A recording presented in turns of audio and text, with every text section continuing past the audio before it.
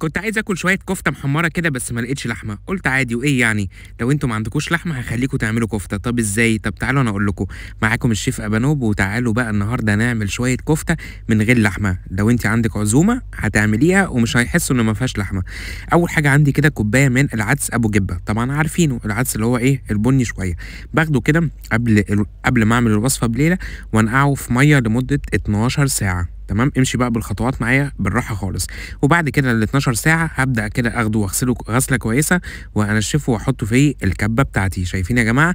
لازم يتفرم زي ما أنتم شايفين، وبعد كده هاحط بقى شوية إضافات، عندي بقى بصلاية، عندي فصين من التوم وشوية توابل، عندي معلقة صغيرة من الملح وكمان الفلفل الأسود، شوية من ال7 بهارات، ويا سلام لو عندك شوية بابريكا مدخنة هتودي الوصفة في حتة تانية، وتوابل كفتة، وبعد كده هاقلب بقى وأخلط كل الكلام ده مع بعض، ولازم يا جماعة الكفتة تندمج جدًا مع بعض. الحاجات اللي أنا هاحطها الجاية دي بقى اختياري، لو عندكم تمام، ما عندكوش خلاص. عندي بقى إيه ورقتين بقدونس على ورقتين كزبرة ناشفة، كزبرة خضرا، وأحط كده معلقة صغيرة من البيكنج باودر. البيكنج باودر دي بقى إجباري مش اختياري، طيب ليه؟ عشان كده إيه ما تبقاش مكتومة الكفتة بتاعتي تبقى حلوة، ويا سلام لو عندِك كبابة صيني بتودي الكفتة في حتة تانية بجد خالص، خالص، خالص.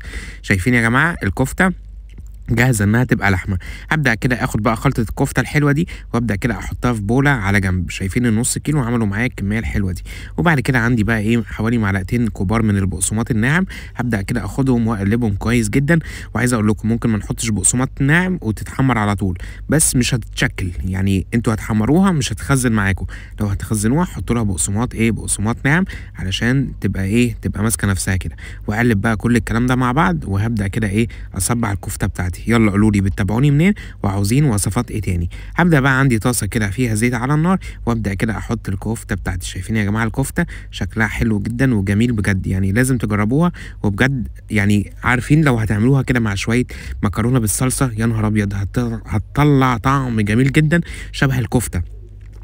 يلا كملوا بقى الفيديو عشان اعمل لكم بقى مفاجأة حلوة. شايفين يا جماعة الكفتة ابدأ كده احمرها من كل وش كده، ما بتاخدش وقت خالص، هما دقيقتين 3 يعني ولا اي حاجة. ممكن بقى تضيفوا لها شوية اضافات، ممكن تضيفوا لها بطاطس، بس لازم البطاطس تكون مسلوقة جدا عشان لو مش مسلوقة هتلاقوها ايه فرولت والزيت بتاعك هتلاقيه مش حلو خالص. هبدأ بقى ايه اخدها كده، انا زينتها كده في طبق مع شوية شيبسي كده مع شوية من البقدونس والكزبرة الخضراء بيدوا طعم وريحة ونكهة وزي الفل. ولو عندكم فحماية بقى كمان يا جماعة ممكن تحطوا جواها فحمة برضه هتطلع طعم حلو وجميل. يلا اعملوا بقى لايك وكومنت وكمان شير، وادخلوا على القناة بتاعتي على اليوتيوب اسمها الشيف أبانوب عادل، هتلاقوا كل الوصفات تحت بعض، يعني ممكن تكتبوا مثلا عايزين وصفة الجلاش تبع الشيف أبانوب هيطلع لكم كل وصفات الجلاش اللي أنا عاملها.